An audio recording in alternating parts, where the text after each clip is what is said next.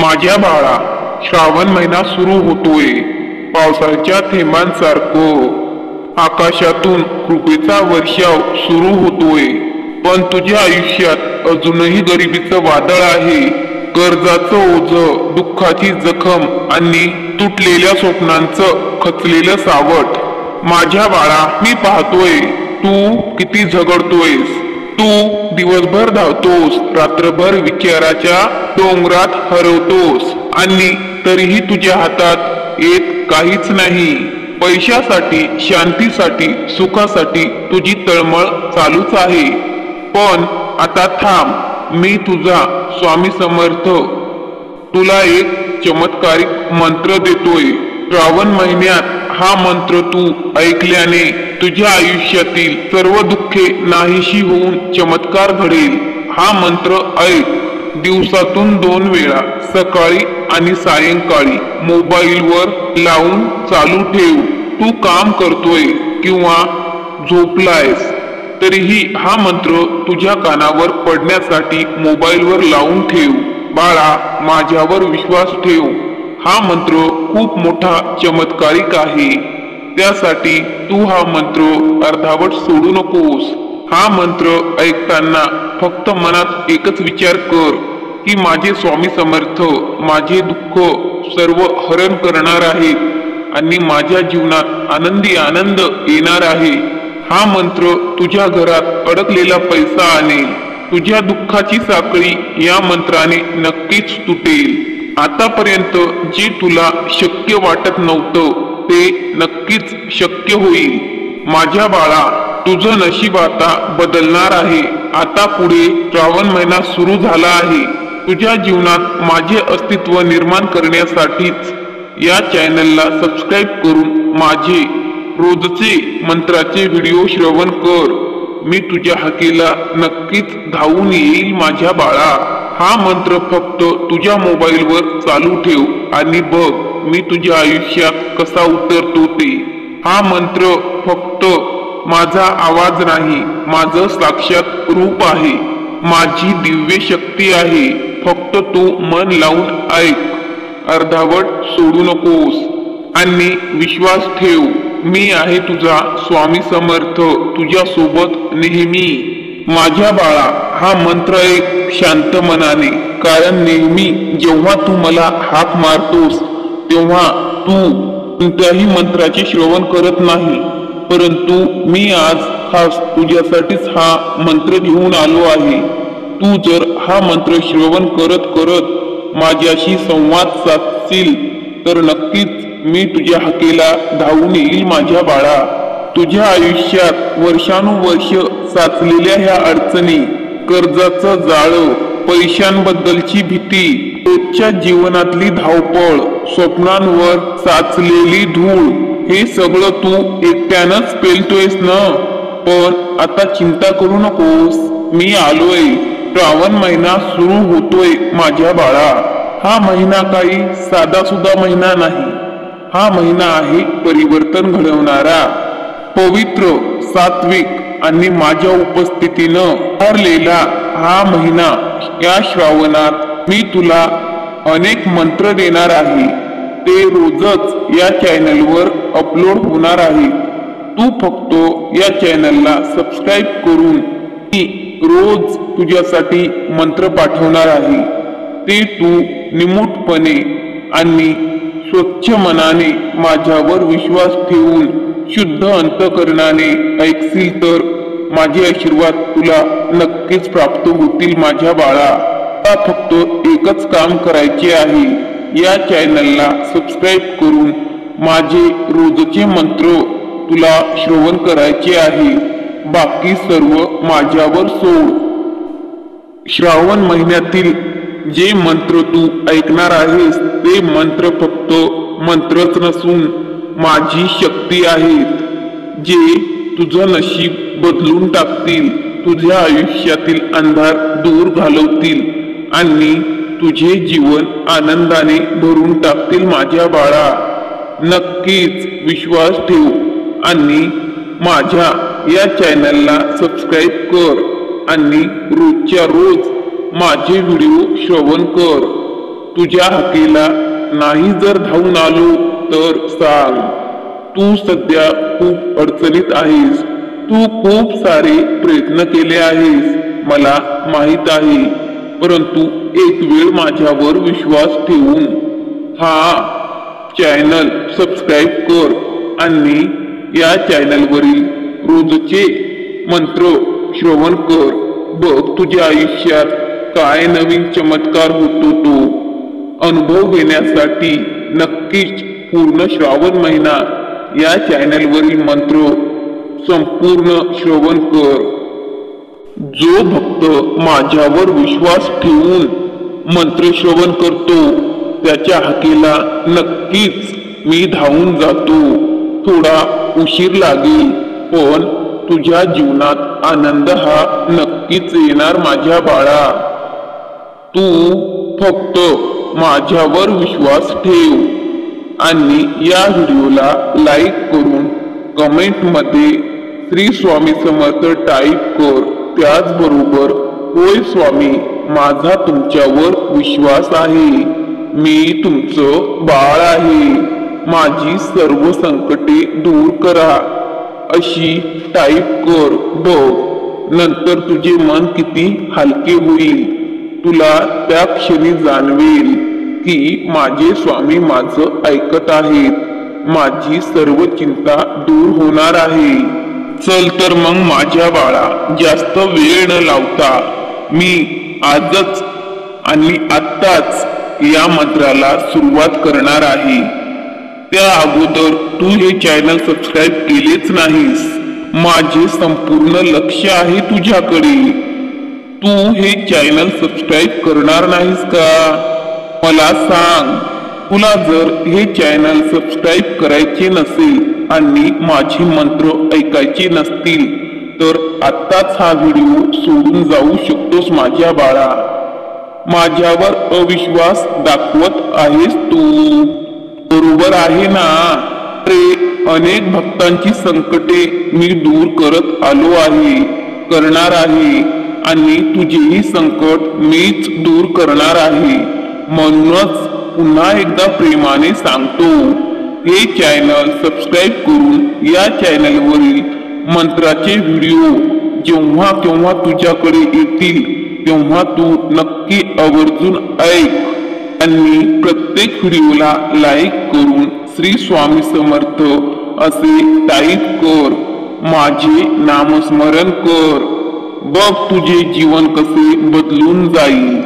चल तर मग जास्त वेळ न लावता आत्ताच मंत्राला सुरुवात करूया. मंत्र नीट लक्ष देऊन ऐक. तुझे दुःख नक्कीच दूर होणार. ओम नमो श्री स्वामी समर्थाय श्रावण श्रद्धाय नमः. ओम नमो श्री स्वामी समर्थाय श्रावण श्रद्धाय नमः.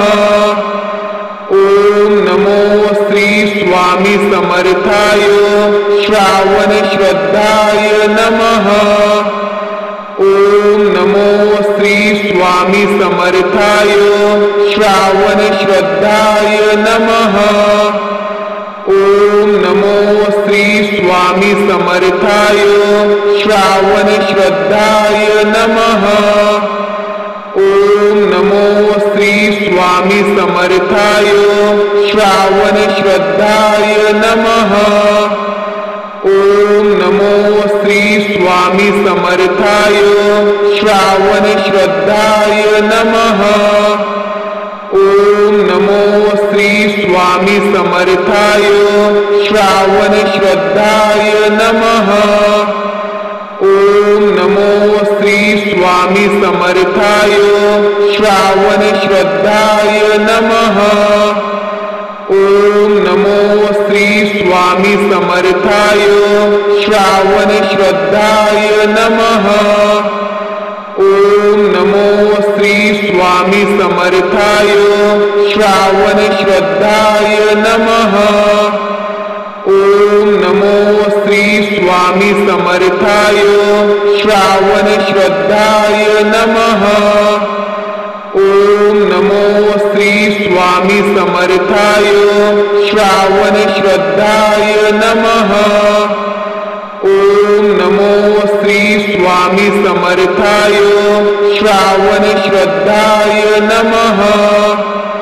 ओम नमो श्री स्वामी समर्थाय श्रावण श्रद्धाय नमः।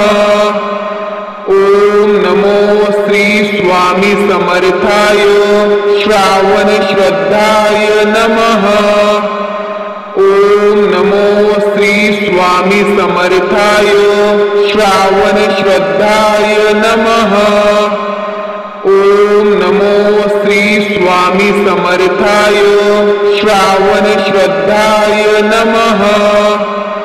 ओम नमो श्री स्वामी समर्थाय श्रावण श्रद्धाय नमः। ओम नमो श्री स्वामी समर्थाय श्रावण श्रद्धाय नमः। ओम नमो श्री स्वामी समर्थाय श्रावण श्रद्धाय नमः। ओम नमो श्री स्वामी समर्थाय श्रावण श्रद्धाय नमः। ओम नमो श्री स्वामी समर्थाय श्रावण श्रद्धाय नमः। ओम नमो श्री स्वामी समर्थाय श्रावण श्रद्धाय नमः। ओम नमो श्री स्वामी समर्थाय श्रावण श्रद्धाय नमः। ओम नमो श्री स्वामी समर्थाय श्रावण श्रद्धाय नमः। ओम नमो श्री स्वामी समर्थाय श्रावण श्रद्धाय नमः। ओम नमो श्री स्वामी समर्थाय श्रावण श्रद्धाय नमः। ओम नमो श्री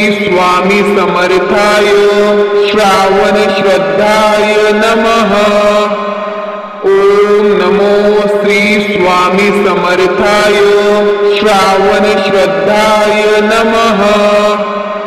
ओम नमो श्री स्वामी समर्थाय श्रावण श्रद्धाय नमः। ओम नमो श्री स्वामी समर्थाय श्रावण श्रद्धाय नमः। ओम नमो श्री स्वामी समर्थाय श्रावण श्रद्धाय नमः। ओम नमो श्री स्वामी समर्थाय श्रावण श्रद्धाय नमः। ओम नमो श्री स्वामी समर्थाय श्रावण श्रद्धाय नमः। ओम नमो श्री स्वामी समर्थाय श्रावण श्रद्धाय नमः। ओम नमो श्री स्वामी समर्थाय श्रावण श्रद्धाय नमः। ओम नमो श्री स्वामी समर्थाय श्रावण श्रद्धाय नमः। ओम नमो श्री स्वामी समर्थाय श्रावण श्रद्धाय नमः। ओम नमो श्री स्वामी समर्थाय श्रावण श्रद्धाय नमः। ओम नमो श्री स्वामी समर्थाय श्रावण श्रद्धाय नमः। ओम नमो श्री स्वामी समर्थाय श्रावण श्रद्धाय नमः। ओम नमो श्री स्वामी समर्थाय श्रावण श्रद्धाय नमः। ओम नमो श्री स्वामी समर्थाय श्रावण श्रद्धाय नमः। ओम नमो श्री स्वामी समर्थाय श्रावण श्रद्धाय नमः। ओम नमो श्री स्वामी समर्थाय श्रावण श्रद्धाय नमः। ओम नमो श्री स्वामी समर्थाय श्रावण श्रद्धाय नमः। ओम नमो श्री श्री स्वामी समर्थाय श्रावण श्रद्धाय नमः। ओम नमो श्री स्वामी समर्थाय श्रावण श्रद्धाय नमः। ओम नमो श्री स्वामी समर्थाय श्रावण श्रद्धाय नमः। ओम नमो श्री स्वामी समर्थाय श्रावण श्रद्धाय नमः। ओम नमो श्री स्वामी समर्थाय श्रावण श्रद्धाय नमः। ओम नमो श्री स्वामी समर्थाय श्रावण श्रद्धाय नमः। ओम नमो श्री स्वामी समर्थाय श्रावण श्रद्धाय नमः। ओम नमो श्री स्वामी समर्थाय श्रावण श्रद्धाय नमः। ओम नमो श्री स्वामी समर्थाय श्रावण श्रद्धाय नमः। ओम नमो श्री स्वामी समर्थाय श्रावण श्रद्धाय नमः। ओम नमो श्री स्वामी समर्थाय श्रावण श्रद्धाय नमः। ओम नमो श्री स्वामी समर्थाय श्रावण श्रद्धाय नमः। ओम नमो श्री स्वामी समर्थाय श्रावण श्रद्धाय नमः। ओम नमो श्री स्वामी समर्थाय श्रावण श्रद्धाय नमः। ओम नमो श्री स्वामी समर्थाय श्रावण श्रद्धाय नमः। ओम नमो श्री स्वामी समर्थाय श्रावण श्रद्धाय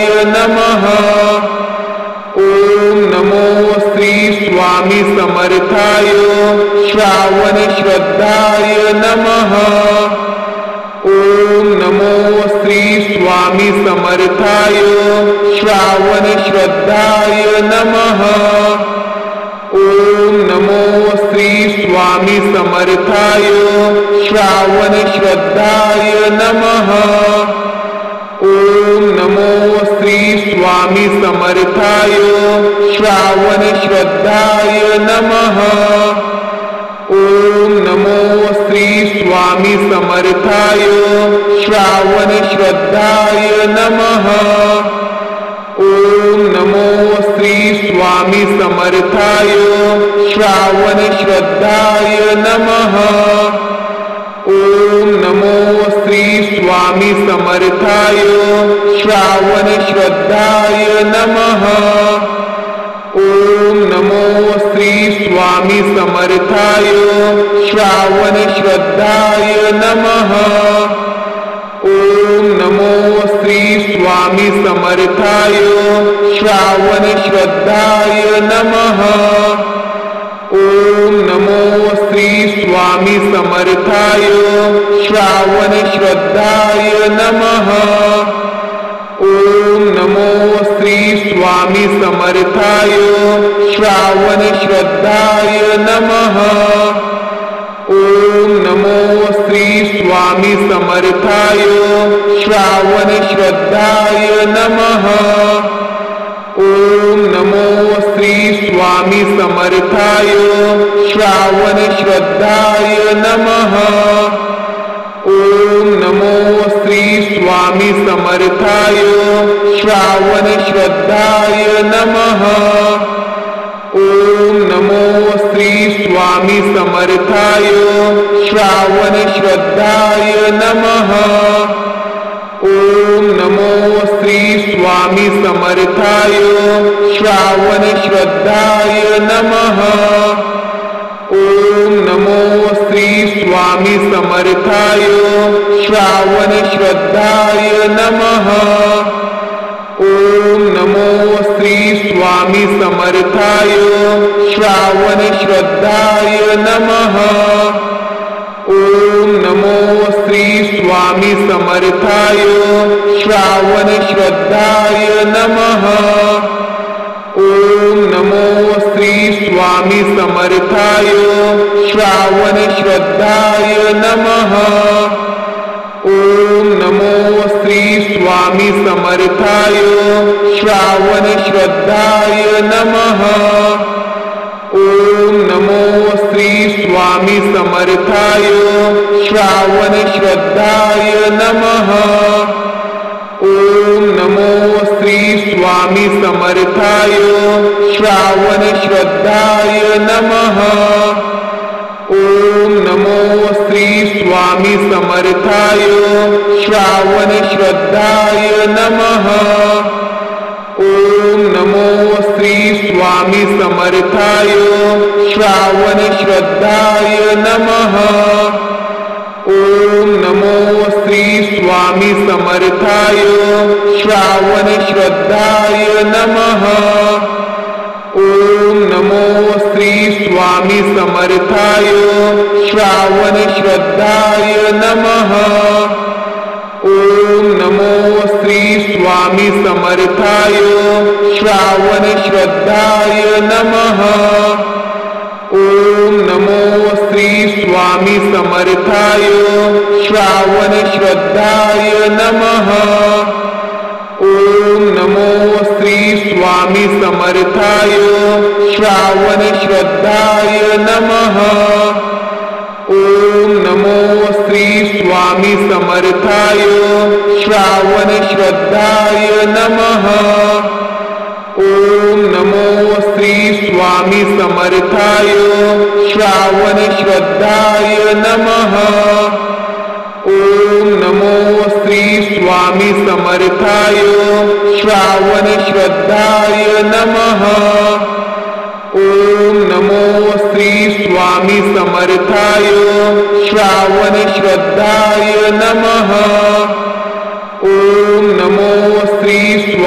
समर्थाय श्रावण श्रद्धाय नमः। ओम नमो श्री स्वामी समर्थाय श्रावण श्रद्धाय नमः। ओम नमो श्री स्वामी समर्थाय श्रावण श्रद्धाय नमः। ओम नमो श्री स्वामी समर्थाय श्रावण श्रद्धाय नमः। ओम नमो श्री स्वामी समर्थाय श्रावण श्रद्धाय नमः। ओम नमो श्री स्वामी समर्थाय श्रावण श्रद्धाय नमः। ओम नमो श्री स्वामी समर्थाय श्रावण श्रद्धाय नमः। ओम नमो श्री स्वामी समर्थाय श्रावण श्रद्धाय नमः। ओम नमो श्री स्वामी समर्थाय श्रावण श्रद्धाय नमः। ओम नमो श्री स्वामी समर्थाय श्रावण श्रद्धाय नमः। ओम नमो श्री स्वामी समर्थाय श्रावण श्रद्धाय नमः। ओम नमो श्री स्वामी समर्थाय श्रावण श्रद्धाय नमः। ओम नमो श्री स्वामी समर्थाय श्रावण श्रद्धाय नमः। ओम नमो श्री स्वामी समर्थाय श्रावण श्रद्धाय नमः। ओम नमो श्री स्वामी समर्थाय श्रावण श्रद्धाय नमः। ओम नमो श्री स्वामी समर्थाय श्रावण श्रद्धाय नमः। ओम नमो श्री स्वामी समर्थाय श्रावण श्रद्धाय नमः। ओम नमो श्री स्वामी समर्थाय श्रावण श्रद्धाय नमः। ओम नमो श्री स्वामी समर्थाय श्रावण श्रद्धाय नमः। ओम नमो श्री श्री स्वामी समर्थाय श्रावण श्रद्धाय नमः। ओम नमो श्री स्वामी समर्थाय श्रावण श्रद्धाय नमः। ओम नमो श्री स्वामी समर्थाय श्रावण श्रद्धाय नमः। ओम नमो श्री स्वामी समर्थाय श्रावण श्रद्धाय नमः। ओम नमो श्री स्वामी समर्थाय श्रावण श्रद्धाय नमः। ओम नमो श्री स्वामी समर्थाय श्रावण श्रद्धाय नमः। ओम नमो श्री स्वामी समर्थाय श्रावण श्रद्धाय नमः। ओम नमो श्री स्वामी समर्थाय श्रावण श्रद्धाय नमः। ओम नमो श्री स्वामी समर्थाय श्रावण श्रद्धाय नमः। ओम नमो श्री स्वामी समर्थाय श्रावण श्रद्धाय नमः। ओम नमो श्री स्वामी समर्थाय श्रावण श्रद्धाय नमः। ओम नमो श्री स्वामी समर्थाय श्रावण श्रद्धाय नमः। ओम नमो श्री स्वामी समर्थाय श्रावण श्रद्धाय नमः। ओम नमो श्री स्वामी समर्थाय श्रावण श्रद्धाय नमः। ओम नमो श्री स्वामी समर्थाय श्रावण श्रद्धाय नमः। ओम नमो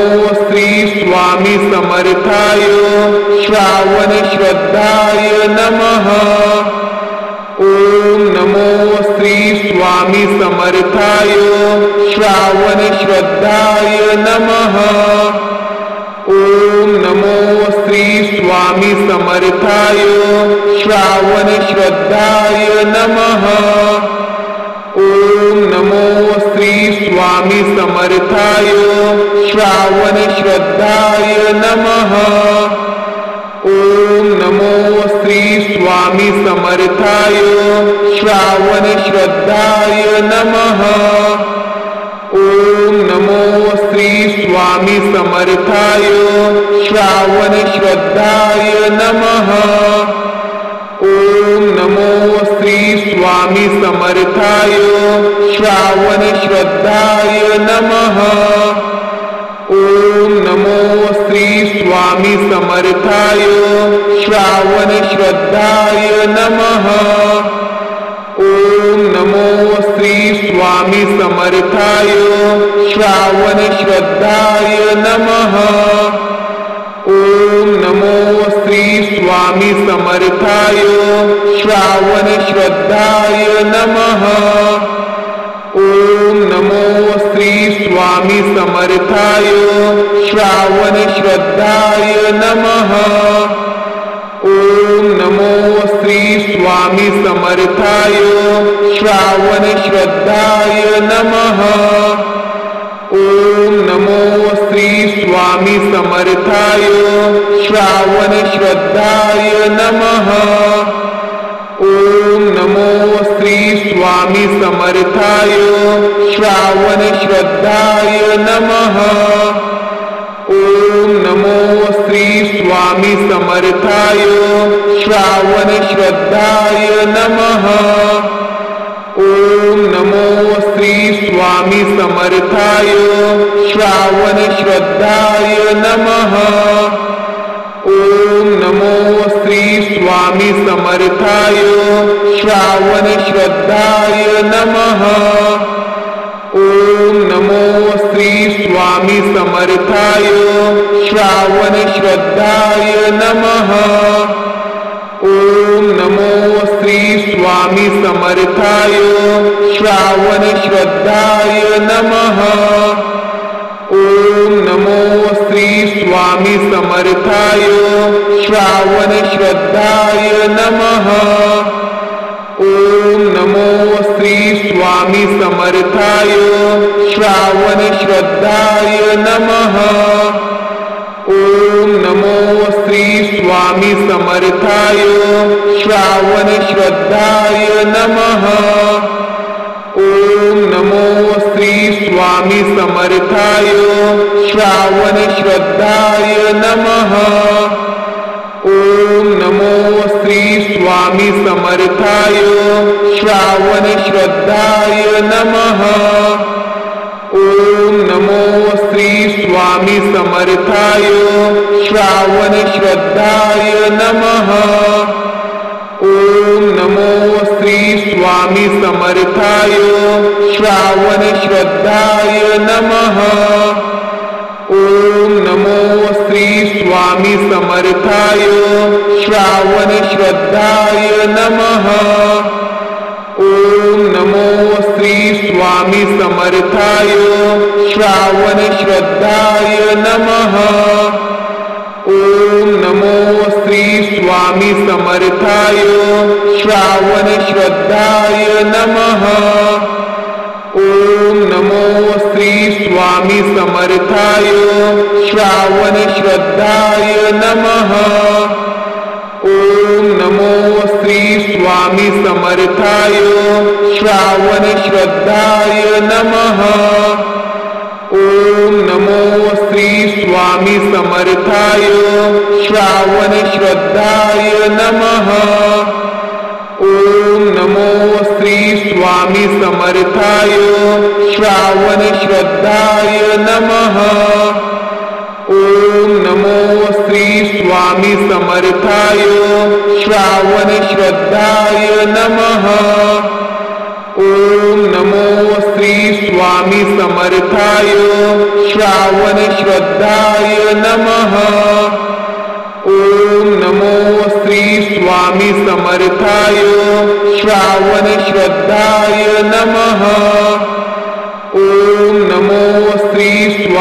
समर्थाय श्रावण श्रद्धाय नमः।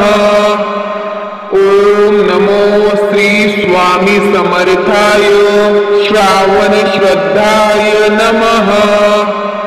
ओम नमो श्री स्वामी समर्थाय श्रावण श्रद्धाय नमः।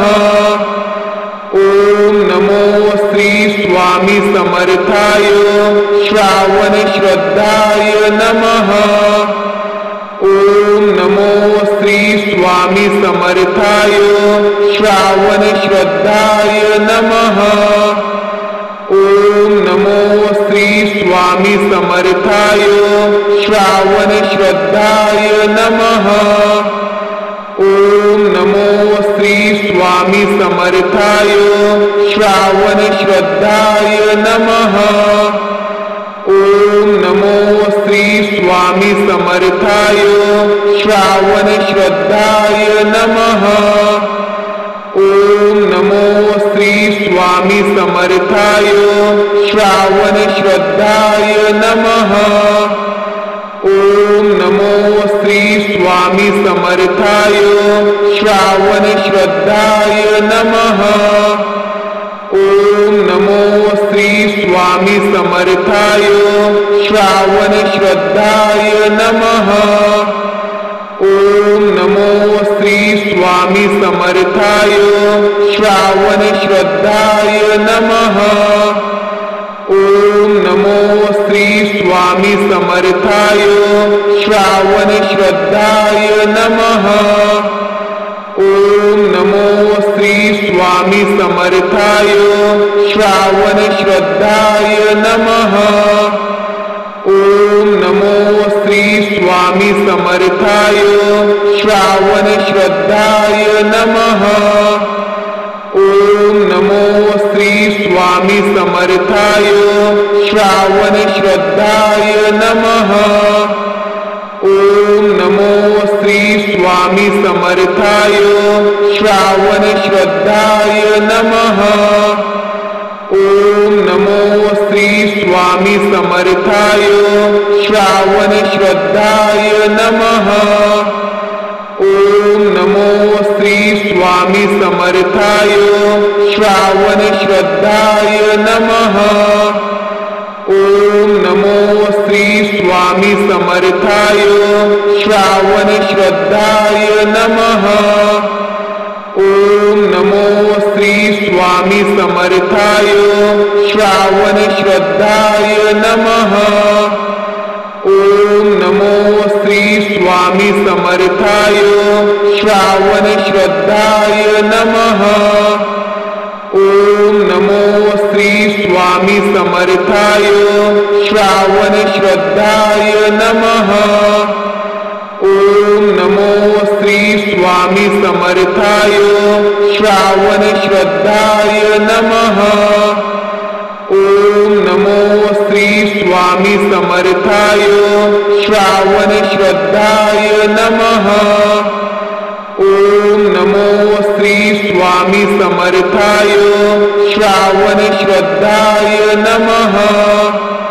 ओम नमो श्री स्वामी समर्थाय श्रावण श्रद्धाय नमः।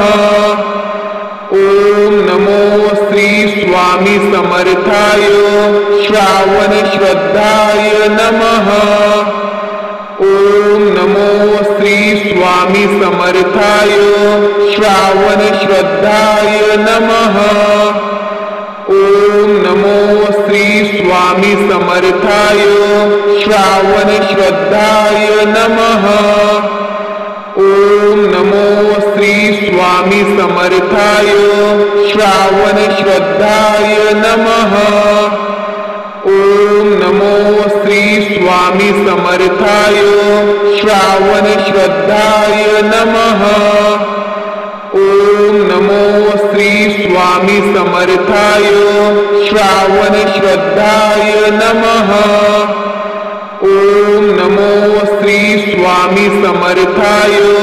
श्रावण श्रद्धाय नमः। ओम नमो श्री स्वामी समर्थाय श्रावण श्रद्धाय नमः। ओम नमो श्री स्वामी समर्थाय श्रावण श्रद्धाय नमः। ओम नमो श्री स्वामी समर्थाय श्रावण श्रद्धाय नमः। ओम नमो श्री स्वामी समर्थाय श्रावण श्रद्धाय नमः। ओम नमो श्री स्वामी समर्थाय श्रावण श्रद्धाय नमः। ओम नमो श्री स्वामी समर्थाय श्रावण श्रद्धाय नमः। ओम नमो श्री स्वामी समर्थाय श्रावण श्रद्धाय नमः। ओम नमो श्री स्वामी समर्थाय श्रावण श्रद्धाय नमः। ओम नमो श्री स्वामी समर्थाय श्रावण श्रद्धाय नमः। ओम नमो श्री स्वामी समर्थाय श्रावण श्रद्धाय नमः। ओम नमो श्री स्वामी समर्थाय श्रावण श्रद्धाय नमः। ओम नमो श्री स्वामी समर्थाय श्रावण श्रद्धाय नमः। ओम नमो श्री स्वामी समर्थाय श्रावण श्रद्धाय नमः। ओम नमो श्री स्वामी समर्थाय श्रावण श्रद्धाय नमः। ओम नमो श्री स्वामी समर्थाय श्रावण श्रद्धाय नमः। ओम नमो श्री स्वामी समर्थाय श्रावण श्रद्धाय नमः। ओम नमो श्री स्वामी समर्थाय श्रावण श्रद्धाय नमः। ओम नमो श्री स्वामी समर्थाय श्रावण श्रद्धाय नमः। ओम नमो श्री स्वामी समर्थाय श्रावण श्रद्धाय नमः।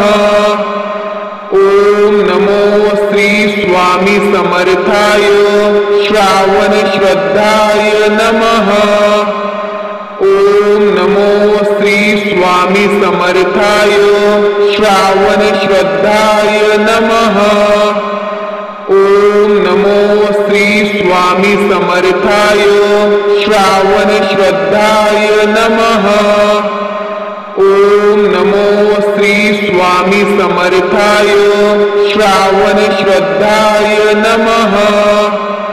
ओम नमो श्री स्वामी समर्थाय श्रावण श्रद्धाय नमः। ओम नमो श्री स्वामी समर्थाय श्रावण श्रद्धाय नमः। ओम नमो श्री स्वामी समर्थाय श्रावण श्रद्धाय नमः। ओम नमो श्री स्वामी समर्थाय श्रावण श्रद्धाय नमः। ओम नमो श्री स्वामी समर्थाय श्रावण श्रद्धाय नमः। ओम नमो श्री स्वामी समर्थाय श्रावण श्रद्धाय नमः।